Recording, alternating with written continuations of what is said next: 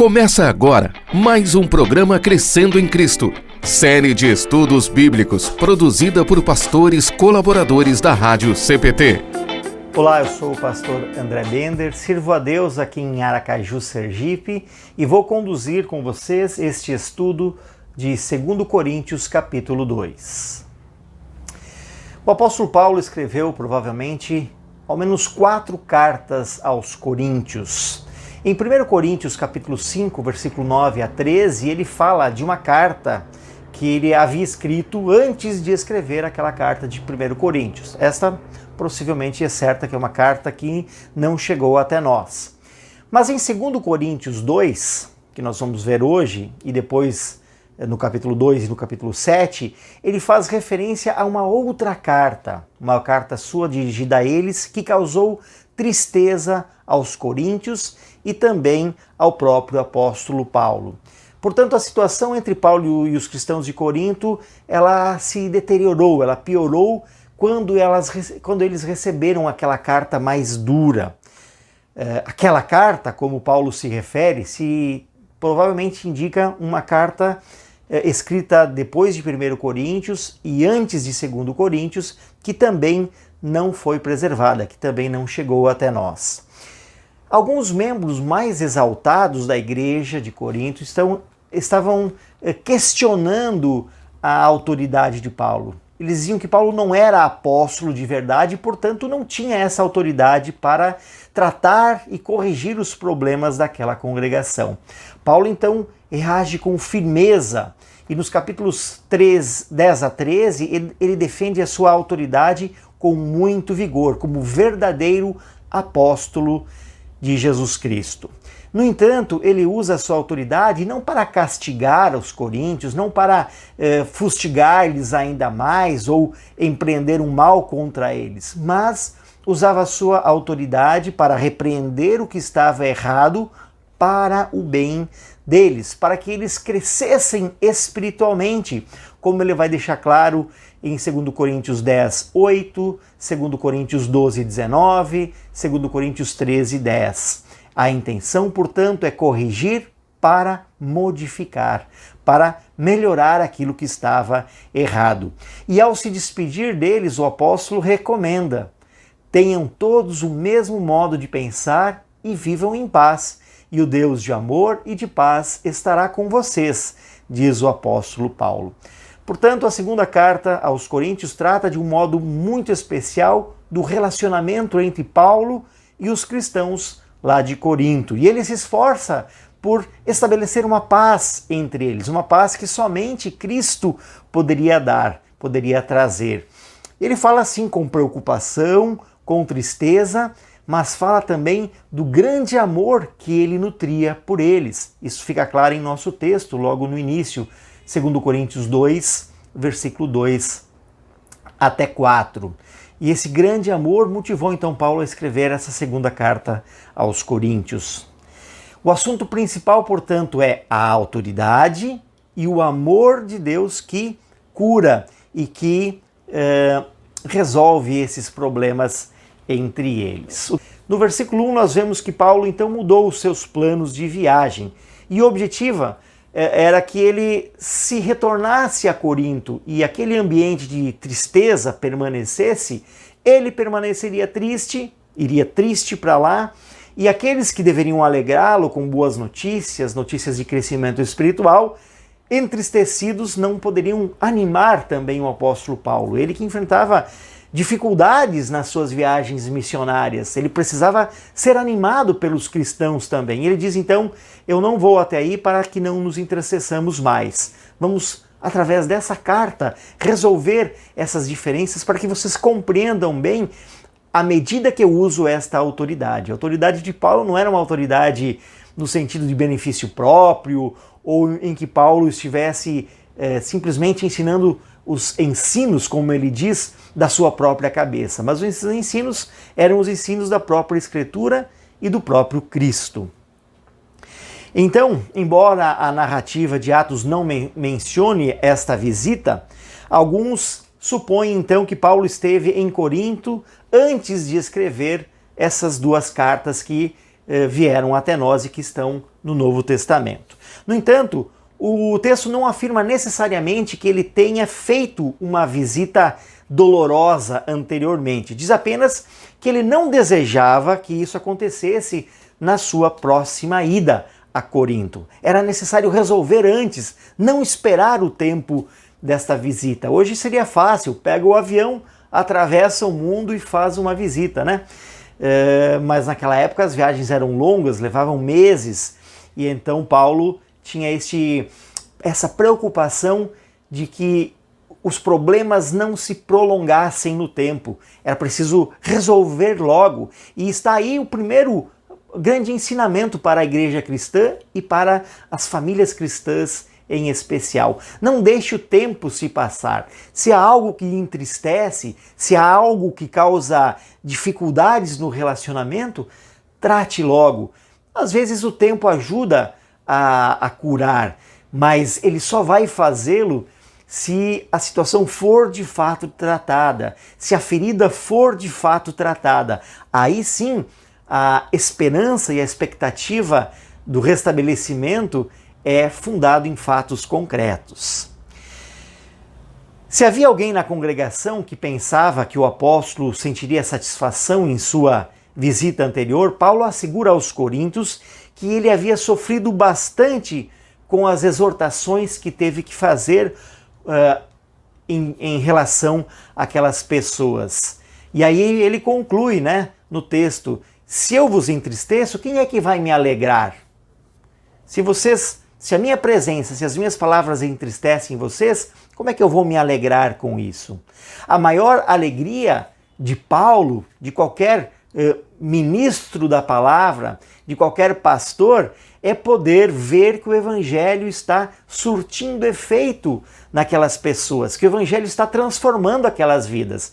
Se a pregação não transforma as vidas, se as pessoas fazem ouvidos moucos para com a pregação do evangelho, né? Se fazem de surdo, como a gente diz no popular, isso não alegra. E Paulo estava triste porque a sua exortação, os seus conselhos não haviam sido acolhidos no espírito do evangelho. Eles, portanto, estavam questionando Paulo, dizendo: ele não é apóstolo, ele não pode falar para nós. E o problema em si não estava sendo tratado. E aí Paulo precisa aplicar o que a gente brinca, né, que é a vara da correção. Ele precisa ser incisivo na condenação do erro. E isso a gente percebe em toda a carta de 2 Coríntios, em que ele trata desses problemas e ele fala com amor, mas sem abrir mão da correção. No versículo 3 e 4, né, ele diz: escrevi para vocês, como aquela que eu escrevi. E aí eu menciono aquilo que já disse antes. Durante muito tempo se pensava que Paulo tinha escrito apenas essas 2 cartas, mas essas evidências que eu citei dos textos bíblicos nos fazem acreditar que ele havia escrito uma carta primeiramente, depois escreveu 1 Coríntios, aí escreveu uma carta mais dura e em seguida 2 Coríntios. Por que Deus permitiu que somente essas 2 chegassem? Talvez a primeira não tivesse grandes ensinos, que nos fizesse fortalecer a questões particulares de Corinto, e a segunda que se perdeu talvez porque fosse bastante dura, e aí também nós perderíamos a dimensão do evangelho naquela situação concreta que eles estavam vivendo. Aquilo que chegou até nós das cartas de Paulo aos Coríntios é o suficiente, é o quanto basta para a correção das nossas vidas e para o fortalecimento da nossa fé. Paulo escreve ali a respeito de alguém que o havia entristecido. E ele está citando alguém em particular, é uma pessoa. Ele teria cometido assim de tão grave que o teria entristecido.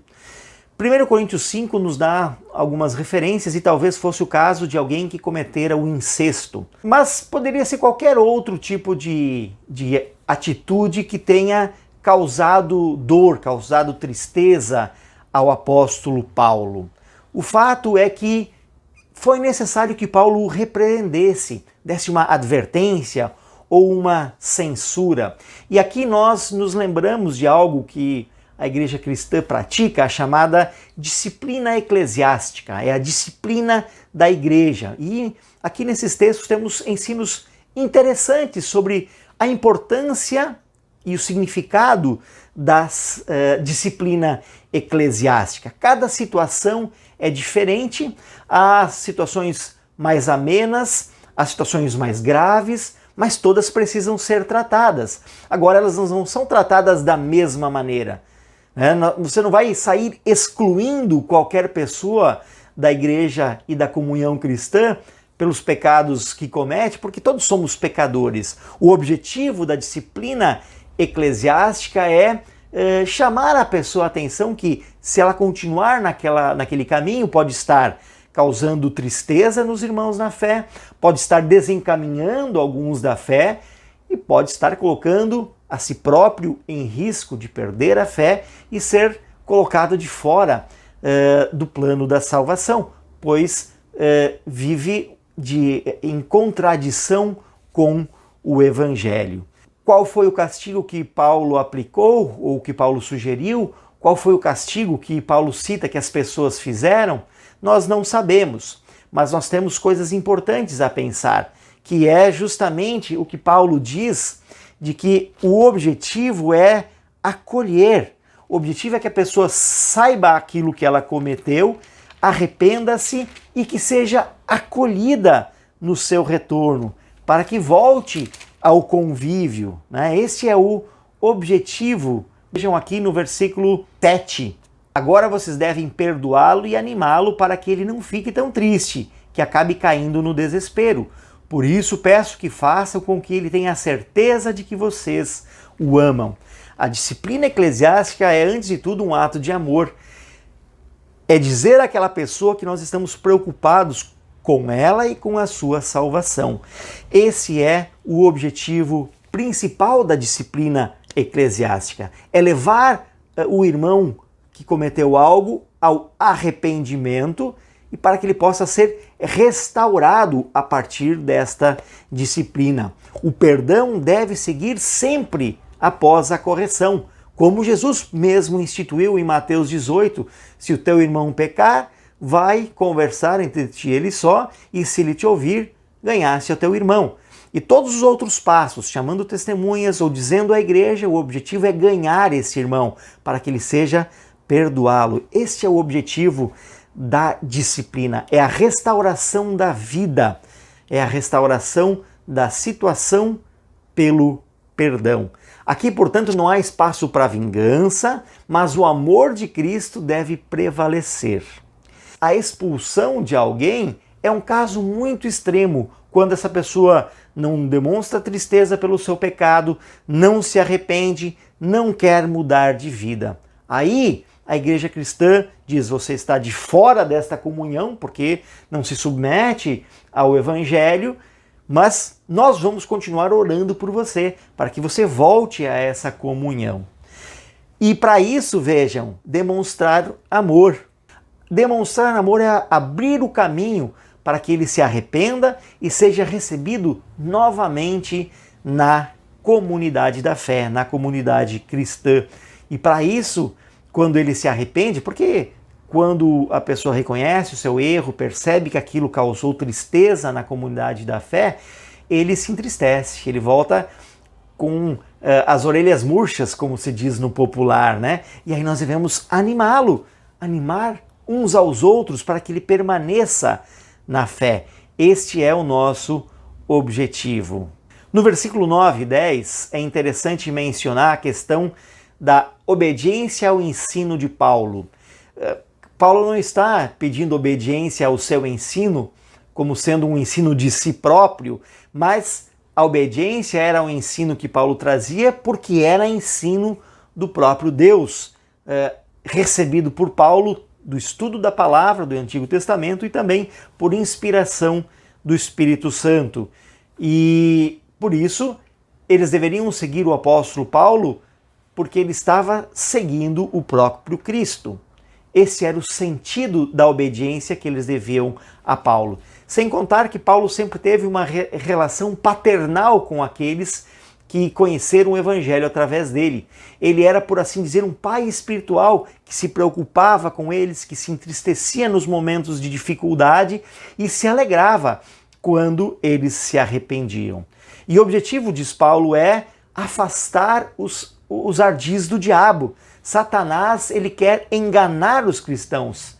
Ele conhece o coração humano, ele não conhece todas as coisas, ele não sabe o que se passa na nossa mente, mas ele conhece o coração humano e ele usa desses ardis e desses instrumentos para dividir a igreja, para dividir o corpo de Cristo, para afastar as pessoas do corpo de Cristo. Aí Paulo diz, olha, façam isso como eu disse, sigam esses ensinamentos, a fim de que Satanás não se aproveite de nós. Onde há brigas, onde há divisão, onde há tristeza, por conta de dificuldades de compreensão, ali Satanás está vencendo.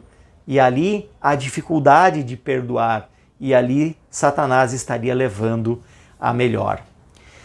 Paulo cita ali uma situação que é importante irmos para Atos dos Apóstolos, capítulo 16, onde ele diz que ele pretendia ir à Ásia, mas Deus o detém ali na Macedônia, para que ali ele pregasse o Evangelho.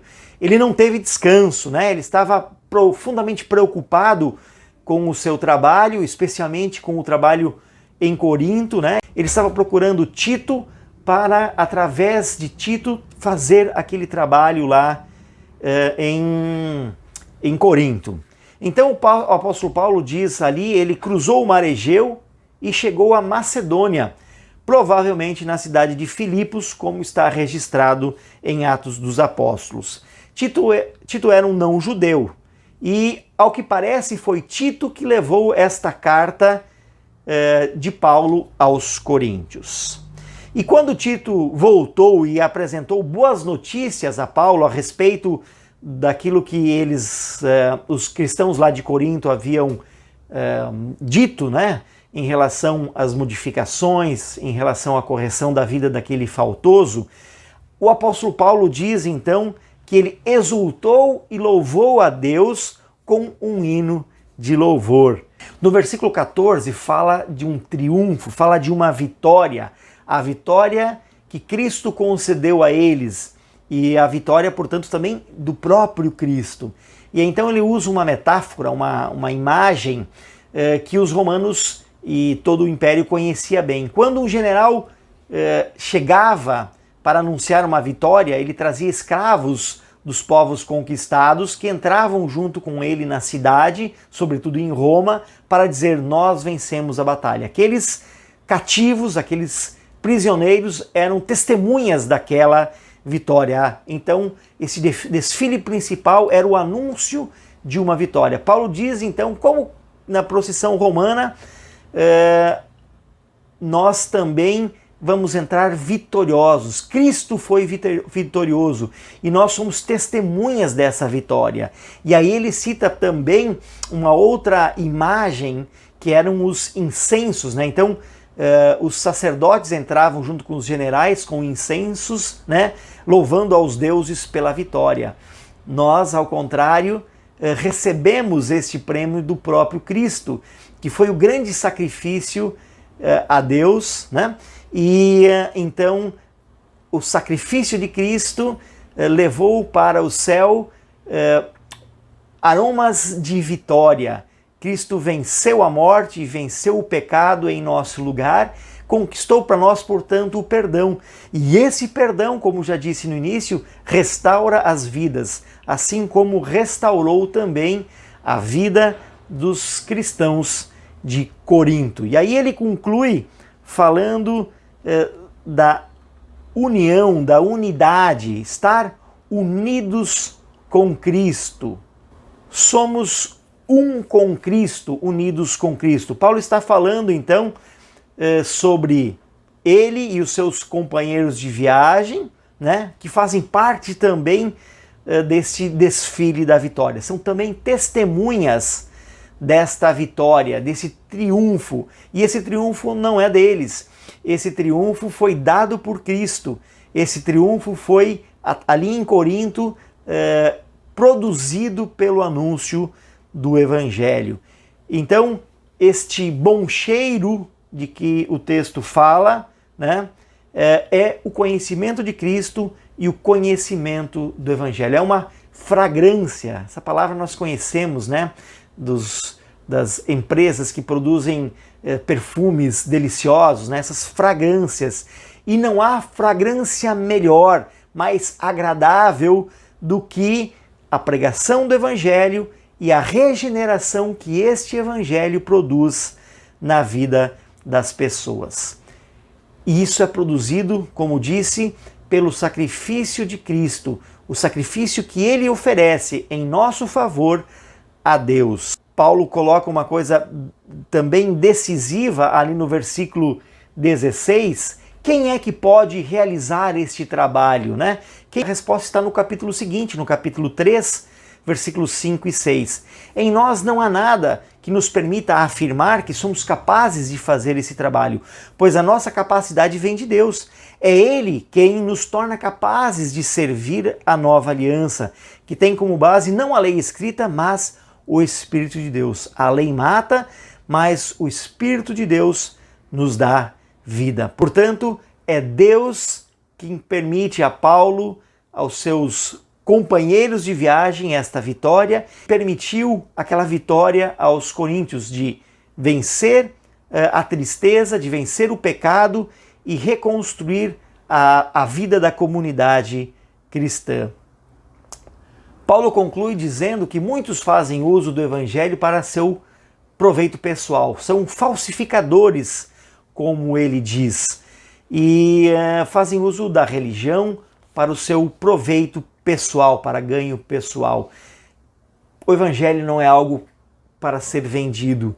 Paulo muitas vezes passou carência e necessidade para não receber nada financeiro daquelas pessoas, para dizer, não quero ser pesado para vocês. E isso é o diferencial do Evangelho. Pregar o Evangelho não é como fazer qualquer negócio ou com vista a lucros e benefícios pessoais. Pregar o Evangelho para restaurar vidas, para trazer o perdão para aquelas vidas, é algo que somente um verdadeiro cristão consegue fazê-lo. Isso não é obra de si. É Deus que faz através de nós, é Deus que nos permite realizar este trabalho.